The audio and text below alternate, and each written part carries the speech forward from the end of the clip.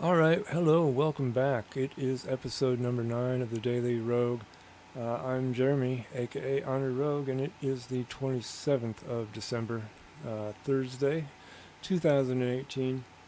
I've been up since, I got up about 2:30, and about 3 o'clock I was starting my installation of Ubuntu in a virtual machine using VirtualBox. But I just want to do I need to do some testing of some hardware there. But I needed to do it early in the morning because I needed a solid connection where bandwidth would probably not be throttled because of low users on the system, on the network. And because, this MiFi, this mobile hotspot it's horrible during the daytime. It can be really, really, really, really painful when things just stop and then you gotta start all over again. Especially if you're doing an update, something, it can actually corrupt the update, and so then you end up with a partial broken update that hoses the whole thing, and then you got to start all over again. So that's kind of a nightmare. I mean, you can fix it a lot of the times, but it's a nightmare. So, anyways, that all downloaded. It took until about 7:30 in the morning, but yeah, I don't know. I guess if Verizon was smart, they would just offer a solid non-tiered, non-throttled LTE bandwidth for an entire month as a service for a mobile hotspot, and they could really bank having that as an option to just bundle your phone and your internet all together. They could bank on that pretty good, but they're not. They're just gonna rob you for a bunch of money um, for a crappy service. No, I mean, it does work if you just barely are using it and literally are only using it to travel once in a while, but it's just not productive. It's not productive at all. Um, Anybody that has any major amounts of files that they need to move around or upload or download for business purposes, 15 gigs is not a lot. So they're going to be cut down to 600 kbps, and then that will be throttled on a per busy time. You know. Anyways, I know I've griped about this the last thing, so looking forward to January when I actually get standard internet. So, but um, yeah, it's also kind of frustrated because I got that whole system set up there, the Ubuntu there, and um, I'm really trying to get both the Pro drivers and the game drivers installed in the same system. And supposedly the Adrenaline software, the Adrenaline Pro, you're able to switch back and forth. I want them to both be there simultaneously, just because that would make development a lot easier. Uh, since I have both cards in the same system, and unfortunately, I think it means I'm going to have to take them out and um, or only use, flip over to Ubuntu and then only use the Pro cards with the driver attached to them.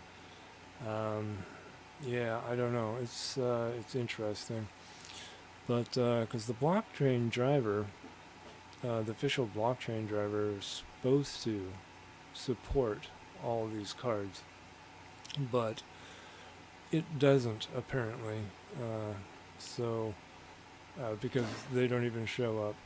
So that's interesting. But the Ubuntu side for the blockchain driver does actually uh, support different cards, older series cards than the Windows 10 version, and which is interesting. I don't know why that is, but yeah, they support way back to like the old Fire Pro series, so like a couple of generations ago, along with you know RX 290s and so on.